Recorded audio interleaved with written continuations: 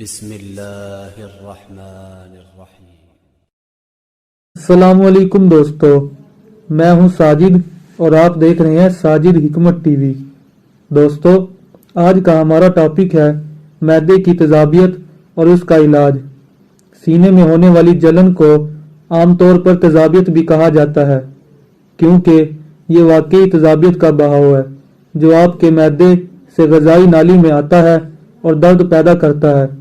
ہم سب اس تکلیف دہ جلن سے واقف ہیں جو چٹپٹی یا ضرورت سے زیادہ کھانا کھانے کے بعد محسوس ہوتی ہے۔ دوستو، ویڈیو میں آگے بڑھنے سے پہلے آپ سے درخواست ہے کہ ساجد حکمت ٹی وی کو لازمی سبسکرائب کریں۔ معدے کی تیزابیت ایک عام بیماری ہے۔ اس سے پیٹ میں شدید درد اور جلن کا احساس ہوتا ہے جو بعض اوقات حلق کے پچھلے حصے تک بھی جا سکتا ہے، بلکہ کچھ لوگوں کو ایسا بھی محسوس ہوتا ہے کہ خوراک گلے میں واپس آ رہی ہے، اور بالخصوص رات کو سوتے وقت سانس لینے کا مسئلہ بھی ہو سکتا ہے۔ سیاتی میگزین میں شائع ہونے والی ایک تحقیق کے مطابق معدے کی تیزابیت کی وجہ سے شدید کھانسی ہو سکتی ہے۔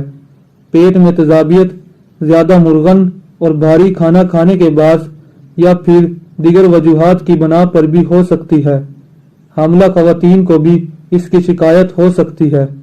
اگر معدے میں تیزابیت دائمی شکل اختیار کر جائے تو کچھ اشیاء ایسی ہیں جن کے کھانے سے اس پر قابو پایا جا سکتا ہے، جیسے بادام، کیلا، شہد، چربی کے بغیر گوشت، اناج اور پھلیاں وغیرہ۔